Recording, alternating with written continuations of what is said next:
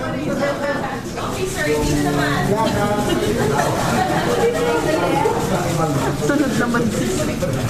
Sunod naman. Dito sir, sa kabila. Sir, wala ba kasambol yan? Mga parts na nito? Pero major parts na po. Consider.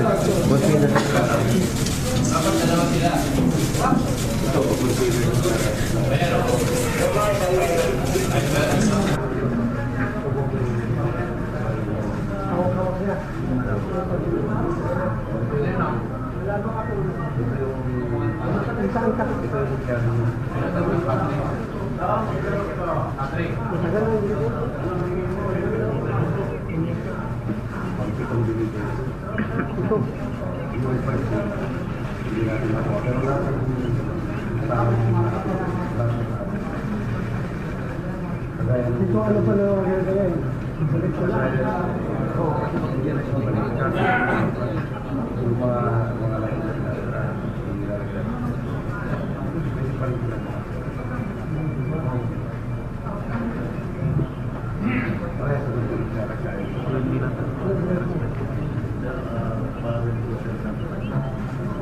Kado ganito? Ano bili mo? Ito? Ano ba? Mura lang? Mura lang? Mura lang ako din.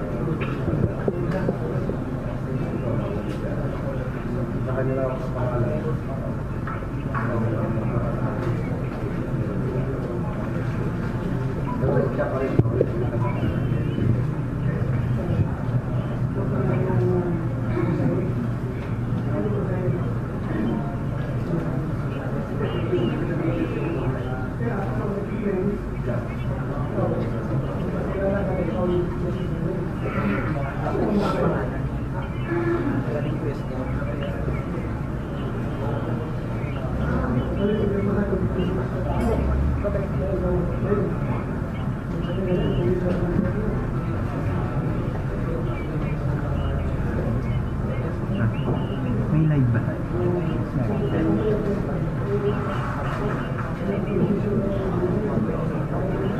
Maraming barang din ito.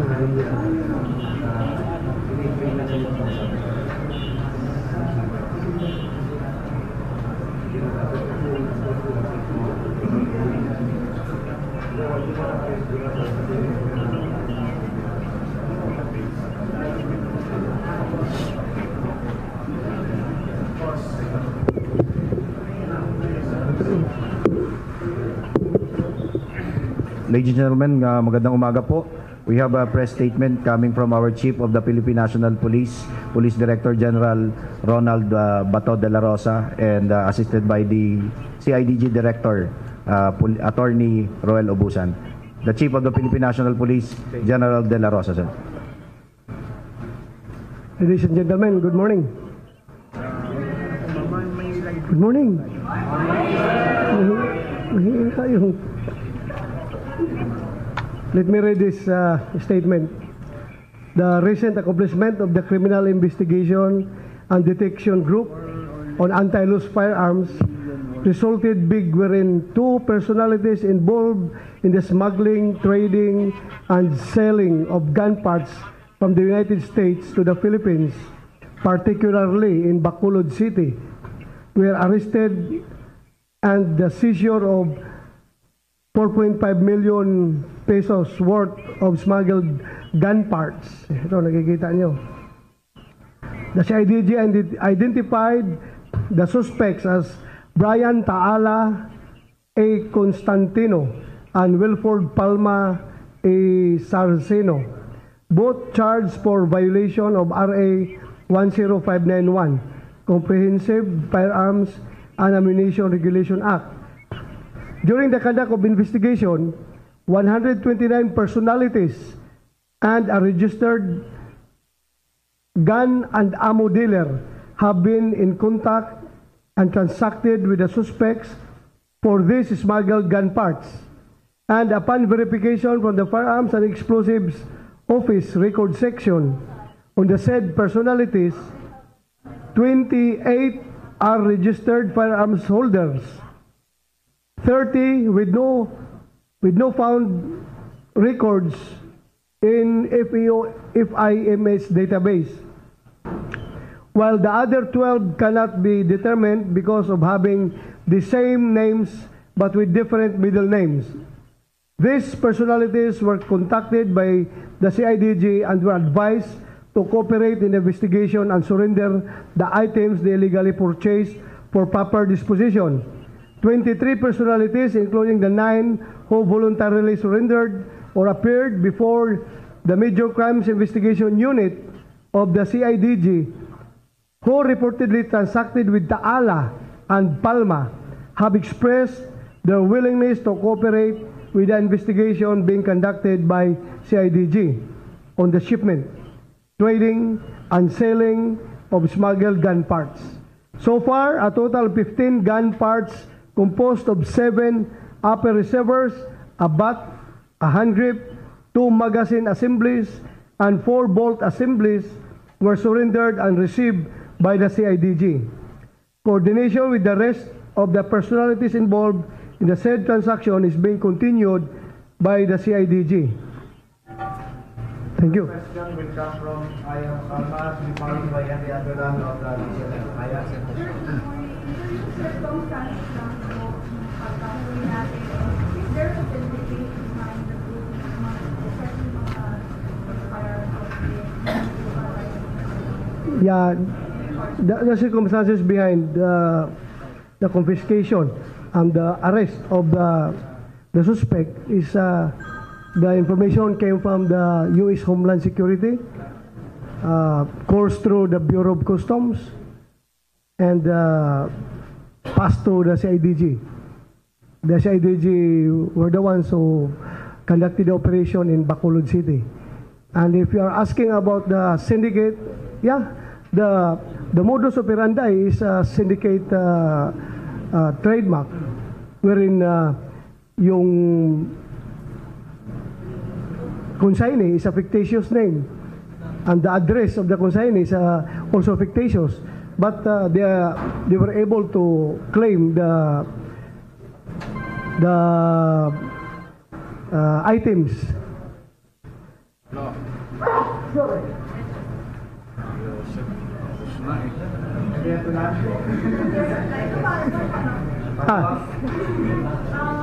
General De La Rosa.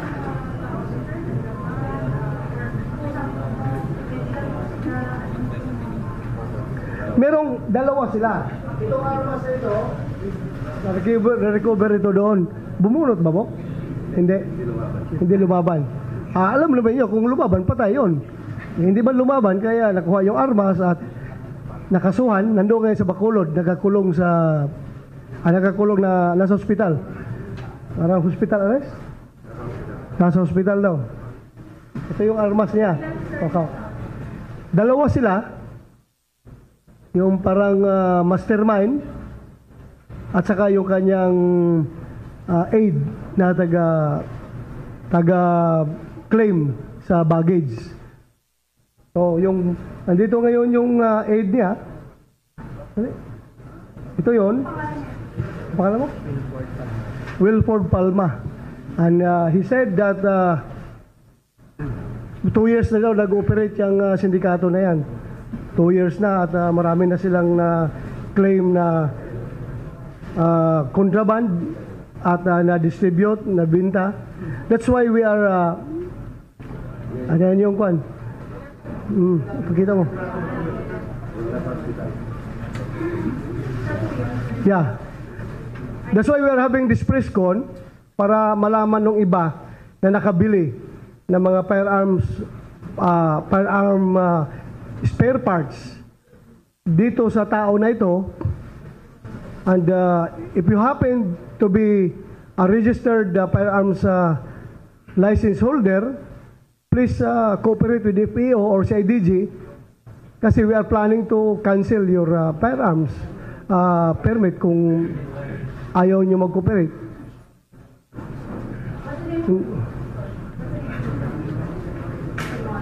Mag-imbento pa ako mamaya. Maghanap muna ako ng magandang pangalan. Imbintuhan pa namin yan. And the ambulance, DCMM to be followed by Francis Guerra of TV5. Sir. Ay, ako sir. Oh, Sir, birthday pa. happy birthday. Salamat po, sir. Happy birthday. Sir, na-identify na ba natin kung saan talaga nila ibinabagsak yan? Kung saan talaga binabagsak yung mga illegal parts na yan? Ang mga end users nito ay mga individual na tao na gustong bumili. Meron kasi silang website, pwede ka maka-order online. Meron silang pistol forum. Ito, pakita mo po. Bok, ikaw, explain mo yan mo. Explain mo. Bali, pagdating ng mga spare parts from abroad, nag-advertise sila through website. Ito yung ginagamit na website. Ito yung ginagamit nilang website. And then, ang mode ng bayaran, pwede nilang ipadala ulit yung parts pag nag-order ka. And then, yung mode ng bayaran, babayaran sa bank account number na ito, which we are following it up now.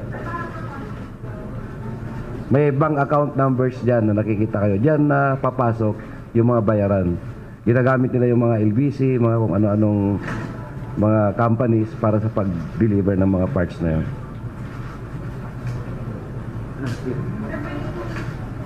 Francis Guerra of TV5, your question. Yes, ma'am. Ano topic? Leia Ilagan of TV5. UNTV. Sige. Sir, paano po na nalaman na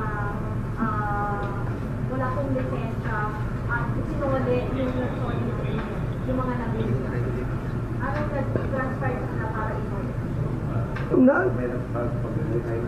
Halika, magsalita ka para... Ito yung isang nakabili na cooperative. Ikaw mo, Surname po.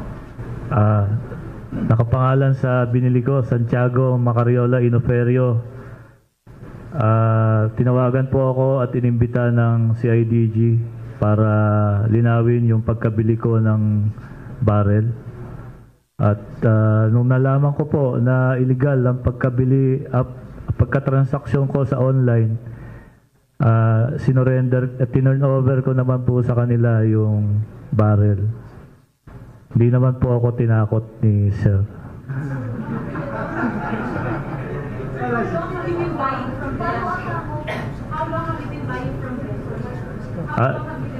Isang beses ko lang po nabili yan kasi po nag-malfunction po yung registered firearm ko. Kaya gusto ko lang pong palitan.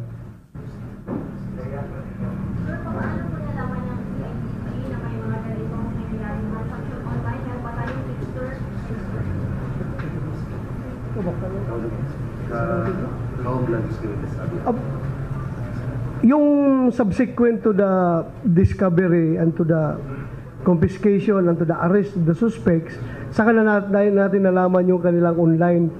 Actually, ngayon na natin nalaman, but yung basic information talaga that led to this confiscation ay nagagaling sa Homeland Security ng US. Na mumonitor na sila doon na palagi nagsiship ng ganitong mga armas through balikbayan box. namumonitor na sila. So pinasa information dito sa atin. They've been operating for 2 years already. So alam mo na sa US, pag ganito karami ang bibilihin mo, that's already questionable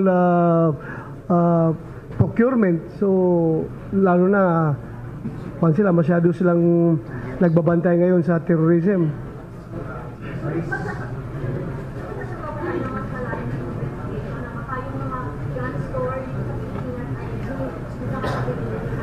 Yes, in fact, merong isang nakabili dito na license gun store operator, license operator ng isang gun store. At nag-operate naman sila. Nakabili sila through dito. Sumali to be followed by Anita Legaspi of GMA News Online. Sir, with the arrest or at least with the discovery of this such a big ano po ang magiging impact nito, especially we all have a serious problem on extrajudicial killings, yung mga gun for hire, and how will this impact that kind of operations? Dalawa lang posibleng impact. Pag nag-proliferate ito sa community,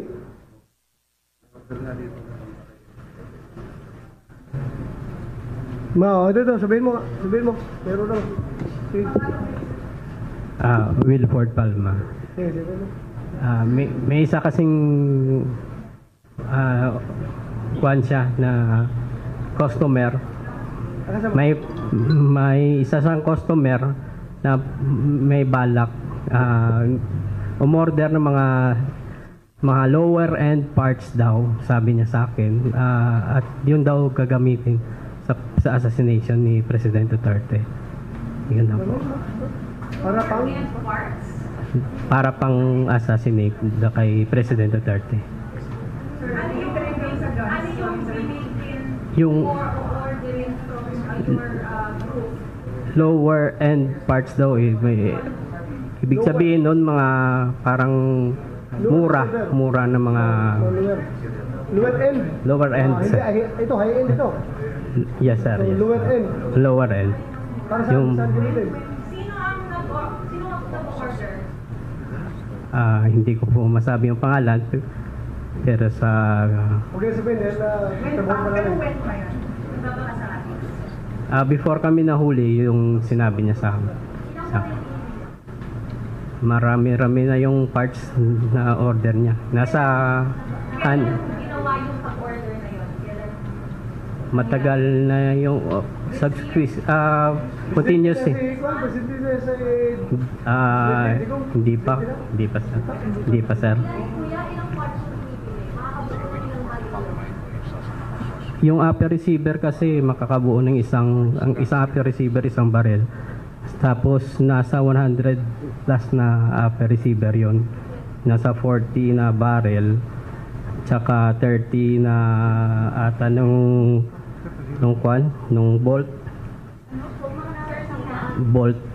bolt assembly. So, pinakamarami isang daan.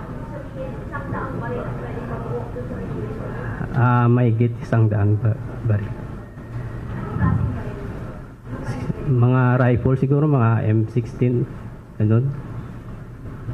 Sir, without mentioning who this person is, if you cannot really guys want, ano siya? Gun for hire?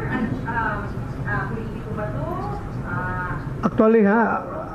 Actually, hindi pa namin talaga natumbok itong tao na ito. Pero, most likely, hindi siguro siya yung gun for hire. Baka inutusan lang ito ng sindikato na bumili ng ganon para gamitin for that purpose. Awan ko. Gusto na patayin yung kwan siguro. Oh. Siya man nagsabi. Hindi ko man siya inutusan magsabi. Just to follow up kasi, lumabas yung dito yung tanong. It was another cause. I just want to ask you, sir, kasi we were able, Jimmy was able to interview a gun for hire na first one, as nasabi niya na talagang dumarami na raw po yung ganitong instances. So, are you monitoring this and are there leads that these people are really being used for extrajudicial killings?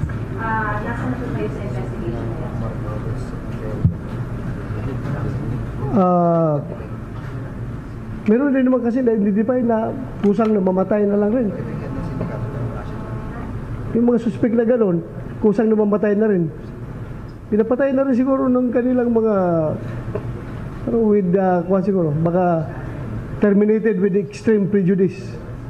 May mga gano'n na mga pangyari, yung mga suspected na gun for hire. Sir, where are you in the investigation of gun for hire incidents, and are these really being used for extrajudicial reasons? Meron. Merong investigation? Yeah, meron investigation. Gaano kalawak yung ganitong incidents? At sila ba talaga yung ginagamit for extrajudicial reasons?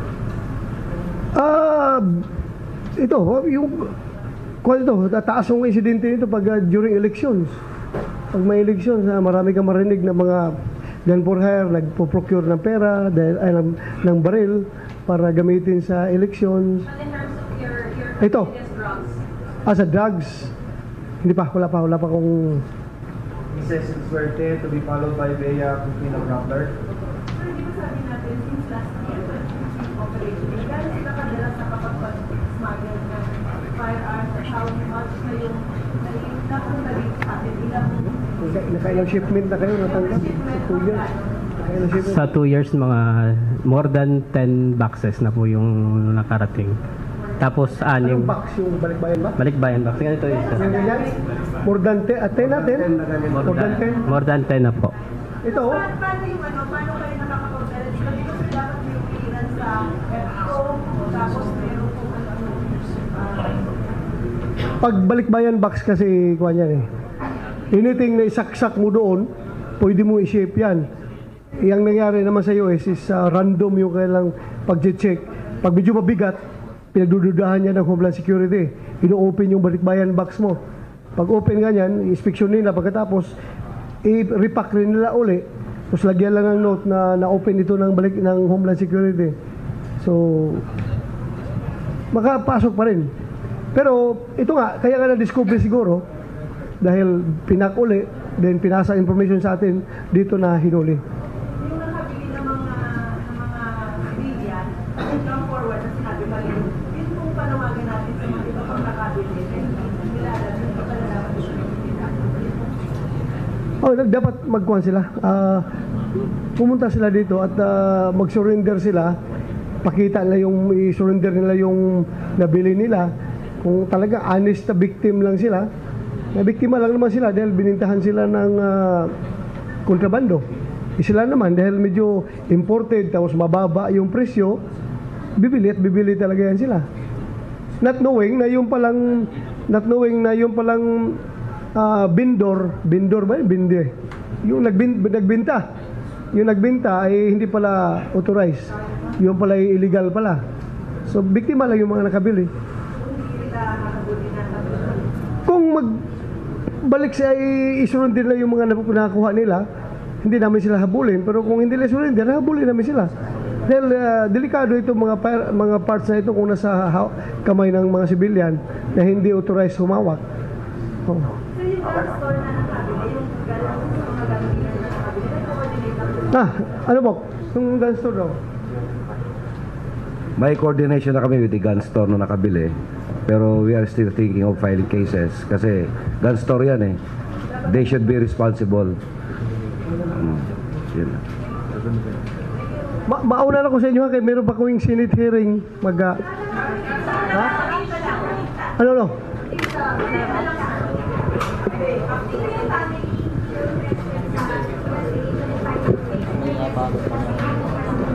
Ha?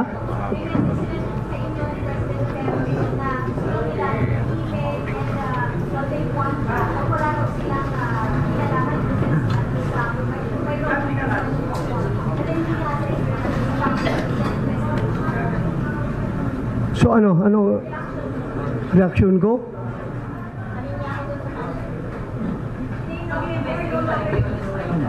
Mag-investigate pa rin kami dahil that's a crime, that's murder.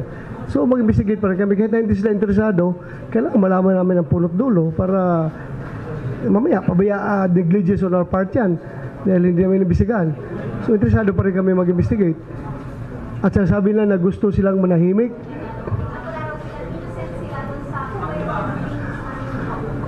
kawawa naman sila kung ganun, namatayan na sila tapos guguluhin pa. Bakit? Mayroon bang nagugulo pa sa kanila? Kung mayroon man nagugulo, di report to the police at action na namin yan. Kawawa naman yung mga pamilya, yung mga anak. Oo, please tell the children na mag-report sa police at huwag matakot. Sabihin mo, kailangan namin yung cooperation nila. Kung sila tinitreatin, punta sila sa police. I will instruct the regional director to secure the children. Kawawa naman yun, namatayan na ng parents. Kung ano magkasalanan ng parents nila, kung meron man, hindi mo siguro kasalanan ng mga bata yan, ng mga anak. Sir, pasensya na, but as Mr. mentioned here is, according to the lawyer, there is no drug matrix. But according to Secretary... There is no? There is no? Drug matrix, drug listing. Oh. But according to Secretary Sven, nung pumunta sila ng Thursday, there is such a thing as a drug listing. Pero hindi na i-turn over sa PNP, na iwan sa bahay niya. Are you going to look for this and try to see and investigate who are in the list? Mabutit sinabi mo yan at kausapin ko yung mga anak na nandoon, kung sinong nandoon, para namatay naman yung parents nila, dapat mag-cooperate na rin sila fully kung may matrix ibigay sa atin. I will call General Hintilis to talk to the children.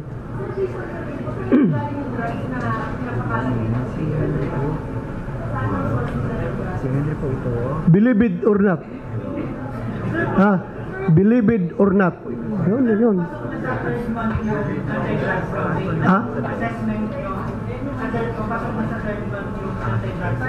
Nami-meet ba yung expectations mo sa anti-drugs campaign? Kasi papasok na ng third month. Kulang pa. Yun nga, gusto sabi ni Presidente, zero tolerance tayo. Zero tolerance sa drugs. Kung zero tolerance, malaki pang bubunuin natin. And I'm worried, we are running out of time. And for some 50% ng drug supply, ang construction mo sa mga commander, sa third month, parang doon sa 50%. Nami-meet ba yun? Wala pang third month eh. Second month pa tayo. Pero papunta tayo doon. You ask me that question on the third month, ha? Sir. At si General Cascula na pasasagutin ko sa iyo. Siya nagmo-monitor. Si General Magalong, yung aking DCO. Sila nagmo-monitor. Sir.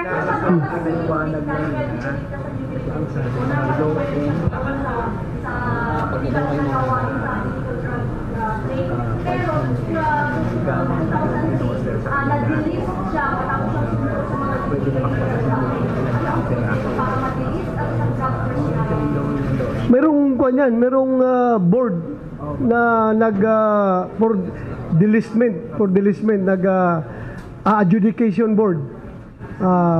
Sila ang nag-uusap diyan kung paano ma-clear yung pangalan mo, matanggal doon.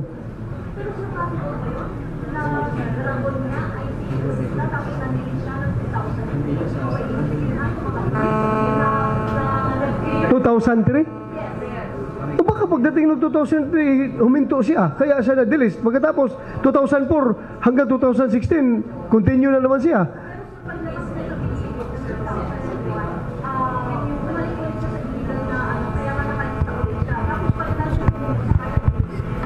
Sumuko noong 2003.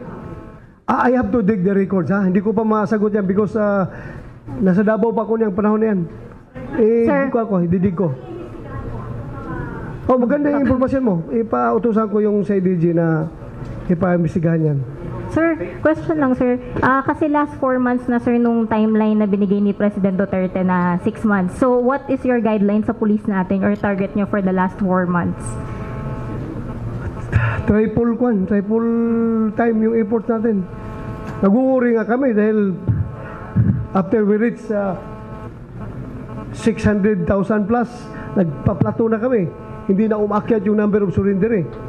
Kaya worried ako, baka hindi natin ma-hit yung, we are aiming for 1.8 million na mag-surrender. That's according to the Dangerous Drug Board, estimate nila. Ganun kataas yung aming hinihit, 1.8. Ngayon, 600,000 plus, medyo nagplateau na, hindi na umakyat. So, We need more surrenderies. Pero kahapon, siguro ko madagdagan yun dahil meron tayong more than 10,000 na nag-surrender doon sa Jensan. So, madagdagan na naman yun. So sir, kaya we're moving to phase 2 ba to reach that that target? Sir, kung na kayo, wala, 10 minutes lang. Salamat. We will now have the closing statement of the CIDG Director. Closing statement daw. So, in closing, ang closing ko, I just wanted to thank yung mga nag-operate, si Superintendent Silvio at saka si Chief Inspector Villanueva, Wilford Palma.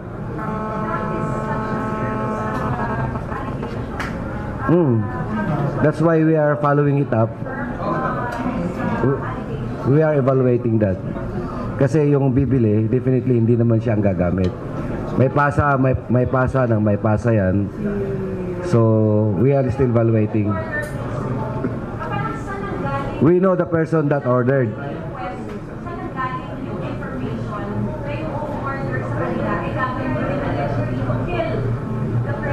Galing sa kanya. Kasi nakausap niya. Privy siya sa pag-uusap nila eh. Halika. Siya ang nakakaalam. Before kami nahuli,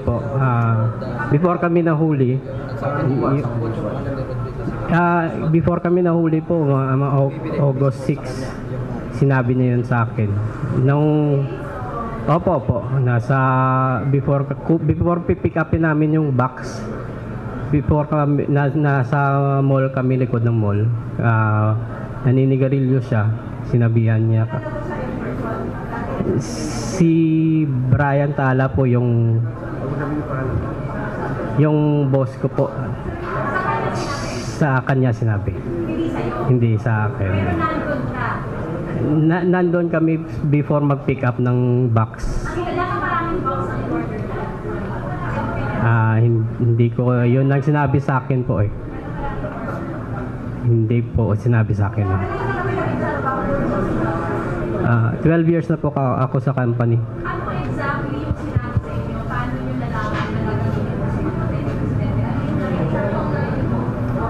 Sabi po sa akin, sabi po ng boss ko, may order daw po yung number 1 niya na customer na mga lower end parts. So yun yung gagamitin sa pag-assassinate kay Presidente Duterte. Opo. Yun po yung sinabi sa akin ng boss. Yun lang po yung sinabi sa akin. Wala na pong iba. Opo. Marami na pong order na yun eh. Hindi ko na po yung matandaan eh. Hindi po. Kung hindi kayo nakuli, hindi nyo i-reveal yan sa face nyo? Opo. At pipentahan nyo pa rin? Hindi ko po kayo. Sir, sorry, clear yung kanaala. Naka-confine sa hospital pero Sir, can you just tell us the whereabouts of this, who's the mastermind? as it goes sa investigation, siya ang pinaka-top sa kanilang organization. So naka-confine siya sa isang hospital ngayon, kaya binabantayan ng mga kapulisan natin. Actually, yung sakit niya, accordingly, hypertension pero naka-ICU siya. Kaya marami pa kaming imbestigahan. There's so many things to work it out. Hindi ako doktor eh. Kaya, sabi ng doktor meron.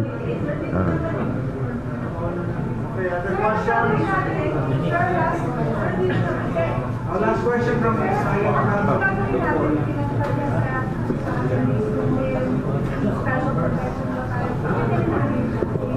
We are thinking of how to protect him because of the information na mga binanggit niya. As of now, ongoing naman yung investigation natin. Investigate, evaluate, and Pag mayroon ng appropriate case for that, we will file the case, definitely. Hindi. Nakakaso na siya, may kaso na siya. Thank you very much. So that ends our press conference today. Salamat po sa inyong lahat.